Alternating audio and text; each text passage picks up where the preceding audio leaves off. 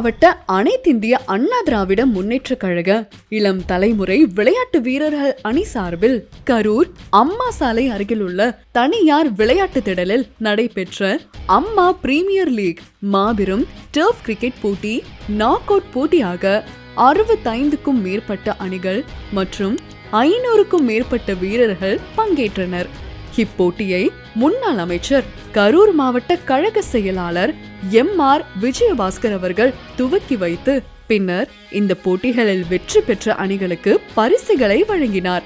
மேலும் கலந்து கொண்ட அனைத்து அணிகளுக்கும் பேட், ஸ்டாம்ப், ஷூ ஆகிய விளையாட்டு உபகரணங்களை பரிசாக வழங்கி சிறப்பித்தார். இந்நிகழ்ச்சியில் கழக நிர்வாகிகள், விளையாட்டு வீரர்கள், பொதுமக்கள் என ஏராளமானோர் கலந்து கொண்டு கண்டு ரசித்தனர்.